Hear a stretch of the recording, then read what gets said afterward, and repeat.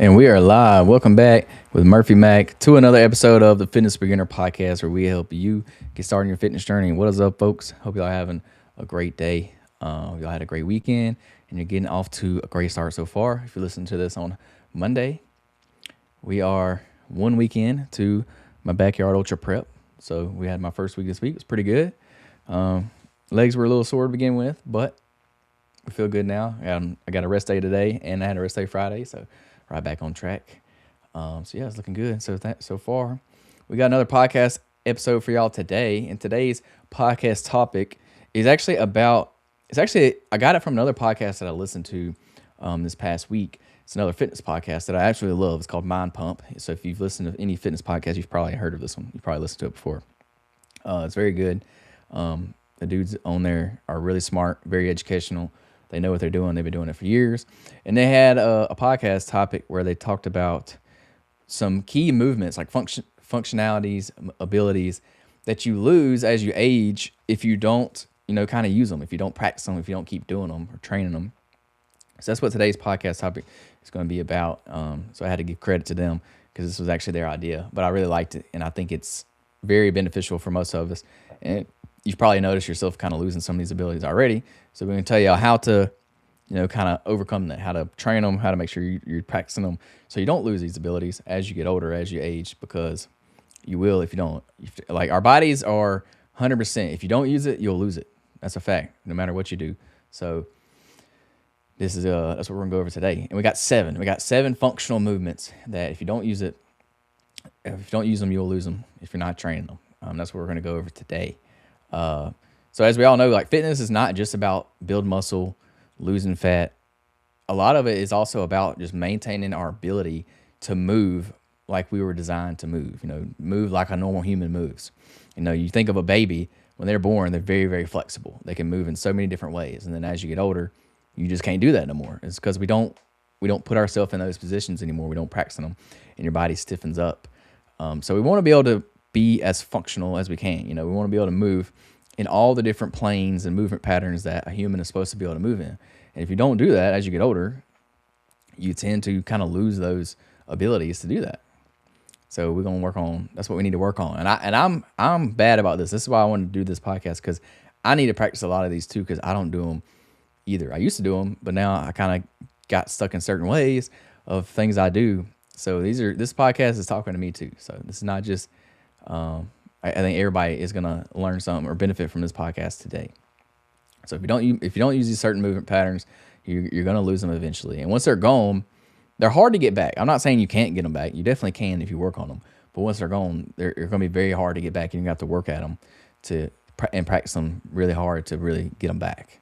So this is a very functional podcast episode today. So I'm actually excited to get into it. So number one, the first ability you will lose is overhead mobility. So what does that mean? Like, lifting your arms above your head and doing, like, everybody can pretty much lift their arms above their head, but you may not be able to lift them all the way above your head like you used to. You may not be able to reach up as far as you can. You may have a little bit of shoulder mobility that is tightened or not as functional there. So being able to raise your arms fully above your head with control, not just throwing them up over your head, but actually controlling them. This is going to require a lot of shoulder mobility. It's going to require some thoracic spine extension. And this is something you will lose. And you've probably noticed that as you got older, you probably can't reach as far above your head, or you can't lift as much, you can't lift as heavy above your head. And so reasons you'll lose this is just from sitting so much, from, bending over, texting, driving, sitting all the time, constantly hunched forward. So we don't, obviously, you're not supposed to hunch forward. So that'll lead to, stiffening your shoulders, your back. It leads to a tighter chest, like your chest will tighten up. Your back will become weaker in the upper back. So you don't want to, like, hunch over. You want to keep your shoulders back. You don't want your chest or your back to become weak. So this eventually turns into poor posture. Sorry, my thing just went off. Yeah, this eventually leads to poor posture, and we don't want that. So why does this matter? Well, because as a human, we do a lot of things above our head. You reach into your cabinet every day to get food out the cabinet. You, lift objects over your head. It's good for injury prevention. Like, the shoulder is a very complex joint. So you can get, pretty injured, and your shoulders are very easy to injure. So the more we can practice that mobility in your shoulders in every, plane, up, down, left, right, side to side. That's going to be good for you overall. So it's very important because like a lot of things we do over our head, like that's the one cool thing about a human is the shoulder joint. Like the shoulder joint is very, it's not unique to a human, but it's very there's not many animals out there that have shoulder joints as complex as ours. Like we can lift our arms above our heads. There's not many animals that can do that. Like think of any four-legged animal that runs on all fours. They can't lift their arms above their heads. They can't do it. Just the way their shoulder joints are shaped. Now, if you think of like a monkey or a kangaroo, like they have kind of similar shoulder joints like we do, and they can. But that's one thing that makes, a human kind of unique is we have that ability to reach in all the different angles. We can reach above our head, behind our bodies, in front of our bodies, down beside our bodies. That's what makes us very functional, is we can do things like that. So we don't want to lose those. So some ways you can train this shoulder mobility, anything above your head, is obviously any kind of overhead press. So if you're in the gym, you can do, dumbbell presses above your head. You can do barbell presses above your head. You can use, the cable machines. Any overhead press is going to be good for you.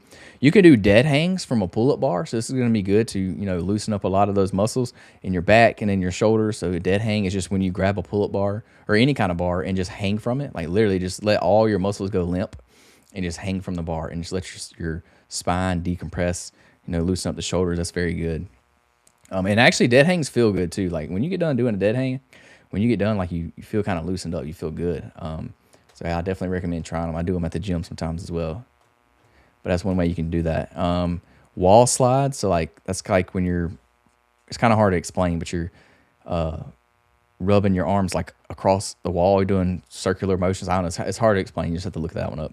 But it's good for like practicing your shoulder mobility. And then, some foam rollers like on your back. Use a foam roller on your back. That'll help loosen up your back and your spine and things like that. So that's going to be good also for your shoulders, and to really reach above your head. So really just want to be, working out the shoulders. And then obviously just in your day-to-day life, you do things above your head. So like, like I said, reaching to get things out of the cabinet or anything over your head. So that's one thing you'll lose. You probably notice your shoulders aren't as flexible as they used to be. So we just got to make sure we're training those because that's one you definitely don't want to lose. Number 2 is squatting. So you may lose the ability to squat. And when I mean squat, like I mean squat, like deep squats, like all the way down, like almost like sitting down in a squat like you used to when you were a kid. Most of you probably can't sit in a squat anymore just because it's not comfortable or it hurts or you can't get that low physically. So you will lose the ability to squat. Like you'll lose that deep hip, extension, the knee and ankle flexion, like you'll lose that. And a squat's like a fundamental human, like a resting position. As you were a kid, you probably sat in a squat all the time. Like when you're just sitting there, like sometimes you'll take a knee or, sit down on the ground. Instead, you would just sit in a squat. You probably don't do that anymore because it kind of hurts for some people and you have to be pretty flexible to do it. So you'll definitely lose this ability. And the reason you lose this ability is sitting in chairs. So chairs will tighten your hips up, tighten your ankles up. You'll lose that mobility in them. And you don't have to squat so far. Like when you sit in a chair, you're barely squatting. Like you're squatting down just enough to sit in the chair, and then you stand back up. So you lose that whole bottom range of motion, like that you would normally go lower than a chair. Like you lose that whole range of motion. So that's why you lose the ability to squat. And I practice this one a lot at the gym. When I do my actual like barbell squats, I get as low as I can. Like I literally try to touch the back of my legs, like with my butt. Like I try to get all the way down to the ground just for this reason. So I don't lose this ability to squat, because once you lose it, it's going to be very hard to get it back. And squatting is very important for everyday life. Like if you want to get up off the ground, you got to be able to get like in a squat position to get up off the ground. If you want to, maybe use the bathroom, certain parts of the world, when they use the bathroom, they may need to squat a little lower. Also, and then just maintaining your own like independence. So if you can't really squat or get up off the ground, you're going to need assistance. You're going to need help. And it's not a good thing. You don't want to rely on other people to help you get up. Like if you fall or something, you need to be able to get up off the ground, and being able to squat is going to help with this. So ways you can train this: body weight squats. That's the best way to do it. Just put yourself in that position more often. Like you probably don't get in a squat normally every day if you don't have to. Like if you don't have to bend down for some reason, you're probably not going to do that. So just force yourself to do some squats just randomly throughout the day. That's what I would do: body weight squats goblet squats. That's when you like hold a weight in front of you and then squat. So that's like if you want to train it with some weights. Just sit in a deep squat position while you're, watching TV in between sets while you're working out. I mean, I don't know, whatever, if you're at work, whatever, you can just sit in that deep squat position. And the more you can do this, the better. Just randomly throughout the day, just squat down, hold that position for a while, do a couple reps if you have to, or just do it once, see how long you can hold it. And then also some ankle mobility drills. You'll lose ankle mobility just from not, stretching your ankles out like you normally would. So any kind of ankle mobility, like workouts or stretches, things like that, is going to help with this squat as well. Number 3, the next one you will lose is running. You'll lose the ability to run. Running takes a little bit of coordination and a little bit of endurance together. So if we're not practicing these things, we will lose them. People just stop sprinting. They stop running after, when they get older, they quit playing sports. They're not running as much. They're definitely not sprinting. And they may be a little scared of injuring themselves, or it may cause a little bit of discomfort when you run. So this is the reason that people don't do it. So then eventually you just kind of lose that ability to do it. So why does running matter? One, it's good for your cardiovascular health. So it's good for conditioning, obviously. I think we all know that. And then also another thing that you don't really think about is your ability to react quickly. So like if there's ever an emergency, you need to be able to react quickly. And a lot of times that involves running. So like that's just like general life human ability to like react. So like if anything ever happens, like your house catches on fire, boom, you got to react. You got to run. You're not just going to walk around, or if an emergency happens, like, I don't know, somebody gets in a wreck or something, like, knock on wood. If it's like, you may have to get out and run to them and help them. Or if somebody falls, you may have to, you react. So it's just good to be able to run. So you don't injure yourself. And 2, in case of an emergency, like if you're in the woods and an animal starts chasing you, you may have to start running. I know it's not going to happen very often, but that one time it does happen, you need to be able to get away. Or if like, I don't know, if you're out somewhere and gunshots start popping off or something, you may have to run. So you just need to stay ready. You got to be ready. So it'd be a good idea to know and be able to run efficiently. So yeah, it's just a good natural human reaction is why I would say you need to do it. But also it's good for working out. If you like to run, I like to run. It's good for that too. So some easy ways to train it. Obviously, just going for a jog, 2 times a week, 3 times a week. That's gonna be good for you. You could even do some sprint intervals. So like doing some sprints, some short little bursts of running. That's gonna be good, especially for those emergency things I was talking about. You may have to hit a quick sprint real quick. You could also join a run club. That's gonna be good to hold you accountable. There's gonna be people there who can hold you accountable. So that's gonna be a good one for. I like to, if you're in Mobile and you want to come to a run club, every Saturday 7:30 we meet downtown, called Casual Athlete Run Club. Hit me up and I'll give you some more details if y'all want to come. And then just gradually progress this over time. Like you may not be able to run. You're probably not gonna be able to run a mile when you first start, but like try to work yourself up to a mile, and then maybe keep adding, just gradually progress over time. This is gonna help you build more endurance. It's gonna help you build up the more. You're gonna be less injury prone the more you run, because like your muscles are gonna build up in your legs. So you'll be able to you'll have less risk of injury if you were to ever have to run. So it's just good for overall just health and reaction, and any emergency situation you can be able to run. So yeah, that's why I would say running, number 3. Number 4, kind of along the same idea as running, and that's jumping. So you think about it. When's the last time you just jumped? Like, when's the last time you jumped? Probably can't even remember the last time you jumped, because it's probably been so long. Because we just don't, if you're not playing a sport or something like that, you don't really need to jump. Like, you don't do it very often. But it's a good thing to know how to do. It's a good thing to be able to do for those, like I said, for those emergencies, or when something happens, you're able to jump. So, yeah, this is something you'll definitely lose. You kind of quit doing like explosive things if you don't, train it. If you're not working out for any kind of jumping or whatever, if you're not playing a sport, you're probably not jumping very often. So it's going to lead to like a loss of power. Like you're not gonna be able to generate power as much if you're not jumping, and it's going to lead to, less bone density and things like that if you're not putting yourself through these kind of workouts, I guess. Because jumping's kind of like a little workout in itself. So you will lose it over time, the ability to jump. Or you probably still be able to jump, but when you do have to jump that one time, you're probably going to hurt yourself. You're probably going to injure yourself. So we don't want that to happen. So it's probably good to practice it. And this is something I need to do. I used to jump a lot. I used to do box jumps at the gym all the time. But for some reason, I just quit doing them, and I don't ever do them no more.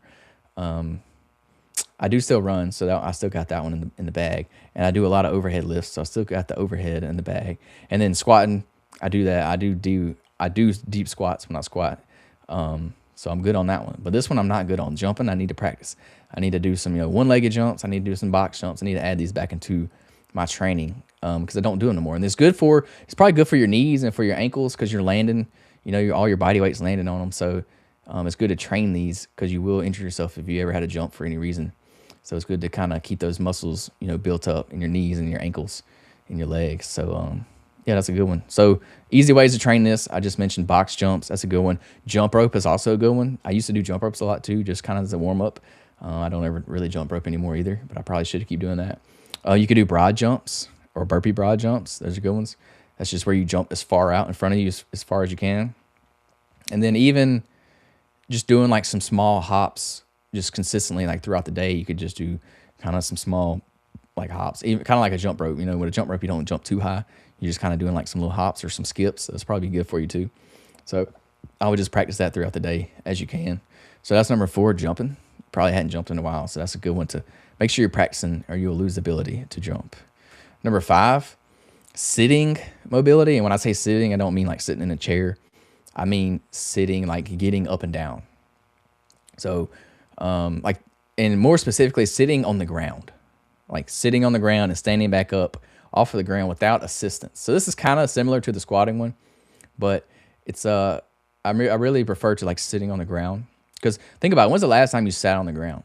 Probably been a while because we just don't sit on the ground. We have chairs or benches or something to sit on everywhere we go. You don't get up on and off the ground. And then think about this: if you were to sit on the ground, could you stand up without any assistance? Like, could you stand up without using your hands? Like, could you just stand up by yourself? You probably can't. And honestly, this one's hard. Like, I've tried to do this before. Try to lay all the way down your back and then get up off the ground without using your hands at all. It's very hard. Because if for a kid, super easy. They can do it, no problem. But as you get older and you get less flexible and you lose a lot of these mobilities, these functions, then it gets harder. So this is something you should practice. Getting on and up and off the ground by yourself with no assistance. This is something you need to practice. And we just lose this because we over-rely on chairs. We sit down everywhere we go. Couches. We seek comfort everywhere we go. So like sitting down on the floor, it's not very comfortable. So we need to practice this more often. You're going to lose, you have lack of hip mobility. And that's a lot of the reasons why you can't do this, and also core strength as well. Core is a big one for this one as well. Standing up, balanced by yourself is because you lose a lot of your core strength. So this one is a cool one because it's actually kind of an indicator of longevity. If you can get up and off the ground by yourself, it apparently there's some like research out there. I haven't studied it myself, but apparently there's research out there that says if you can get up and down by yourself, then it leads to longevity. And that makes sense because you're more independent. You're less dependent on other people because you can do things on your own. So that's a good thing to have. So if you lose the mobility, if you lose, being able to get up and down by yourself, then you kind of lose a little bit of independence. So we don't want that to happen. We want to be able to do this as long as possible, as long as we can. So how to train it? Sit on the floor more often. Like instead of sitting on your couch, sit on the floor and watch TV, or sit on the floor and maybe eat. Some people even eat on the floor. Like a lot of cultures will eat on the floor. You could do that. You could practice standing up without your hands. So do like a Turkish get up. You ever heard of a Turkish get up? It's where you pretty much lay on your back and you try to stand up with no assistance. So, and a lot of times they do it with a weight in their hand. So think like a kettlebell. They'll hold a kettlebell in one arm and they'll try to raise it up above their head and do that. So that's a good thing you can do. And then yoga is a good one. It's like any kind of mobility, stretching, yoga type movements. That's all going to be good for helping you be more mobile and getting up and down like that. So number 6 is balance. So you will lose your balance, your stability and your control of your body. You'll start to lose this as you age. And just from having a sedentary lifestyle, the more sedentary we are, the more, kind of balance we lose. You lose a lot of that unilateral movement. So like think of like single leg or single arm training. So we lack a lot of that unilateral kind of strength on each side. We kind of get dependent on our dominant side. Like if you're right-handed, you may be more dependent on your right side than your left side. So this matters because it's going to help prevent falls. As we get older, you hear a lot of times of older people falling and then they can't get up. So as you age, this becomes a major risk. Like falling is a major risk. As you're younger, you probably don't think much about falling because if you do, you can just get right back up. But older people, they can't get back up a lot of the times because they lose this ability they lose their balance, so then they fall, but then they can't get back up, so they're losing that, sitting and squatting mobility. So we want to practice this because it improves our coordination. It almost like athleticism. It improves our athleticism. So how to train this? Do a lot of unilateral work. So single leg exercises, lunges, Romanian deadlifts, things like that. Stand on. You could even do like little tricks throughout your day, like when you're brushing your teeth, just stand on one leg. Practice it. Stand on one leg, brush your teeth. Then maybe switch arms, like brush your teeth with your left arm and stand on the other leg. And so that way you're practicing your balance and kind of like your coordination a little bit because you're using your opposite hand to brush your teeth. You can do things like that. They also make like balance boards, any kind of unstable surface. Think of like uneven terrain. Like if you like to run in like on trails and things, there's a lot of uneven terrain. So you can run on these things. There's all kinds of little balance techniques you can use to practice your balance. So that's a big one. Balance is huge. Also core. Working your core helps a lot with your balance as well because your core kind of stabilizes everything. So any kind of ab exercises is going to help with that as well. It's going to help your core be more stable. So we want to practice that. And then number 7 leads us to the last one. And this one's kind of a fun one. You don't really necessarily need this one, but I like to throw this one in there because it is something that you will lose. And that's the ability to throw. Like throw in like a ball or anything like that. So you lose this because you just don't do it. As we get older, we don't do it. I used to play baseball, so I could throw a baseball no problem. But now that I've gotten older and I don't play baseball, I can't tell you the last time I've thrown something. I can't remember. Like I don't ever throw anything. And that's just because we just stopped doing it. We don't play sports no more, so we stopped thinking about it. So we don't do it. But also, we just kind of also we're losing coordination as well as we get older. So that's kind of it takes a little coordination to be able to throw. If you don't believe me, watch somebody that grew up not playing sports. Try to get them to throw a baseball or throw a football. You can definitely tell they're not coordinated when it comes to it. So you will lose that ability if you don't do it. So why it matters is because throwing, believe it or not, actually helps keep your shoulders kind of healthy and mobile because you're putting it in those weird positions. You're stretching it. Now I'm not saying like throwing like an MLB pitcher does with a 100-mile-per-hour fastball. That's probably not so healthy for your shoulder. But just doing a little light, shoulder throwing, like shoulder stretches, mobility workouts, throwing, it's going to be good to keep your shoulder loose and kind of keep those muscles strong, the tendons in there strong and healthy. And it also helps you maintain any kind of rotational strength, like any side-to-side stuff, any like spine health and things like that. Any kind of rotation is going to be good for you. So that's why it matters. And so some easy ways to train this is just to get outside and throw a baseball around, throw a football around, maybe even a medicine ball. You can throw that around. Any kind of rotational like workouts, any kind of, you can think of like the med ball slams that you do when you do them, like you throw them at the wall, any kind of rotation you do. If you play recreational sports like this, you're probably going to do some kind of throwing. Like if you pick up softball, basketball, football, anything like that, you're probably going to be throwing a little bit. So that's going to be good for you. Or just casually throwing in the yard. If you have kids, get out there, throw the baseball with them, football, whatever sport they play. It can be a good way to kind of practice this. This is something I probably need to do too. I can't tell you the last time I threw something. I need to get out there and do it. Just if you played, and if you hadn't played ball in a while, and you got and you throw, the next day your arm's going to be sore, like your shoulders are going to be sore, and that's for this reason, because you haven't done it in a while, and you hadn't used those muscles, and you hadn't put your arm in that position in a while. So when you go out there and do it, it's going to lead to your muscles getting sore because you're using your muscles in ways that you hadn't used them in a long time. So it leads to it being sore. If you ever like started coaching your kids' baseball team or something, and you got out there and started throwing, messing around, you probably was sore the next day. And that's because you just hadn't used them in a long time. So yeah, number 7 is throwing. You'll lose that ability to throw if you don't do it, if you don't practice it over and over again.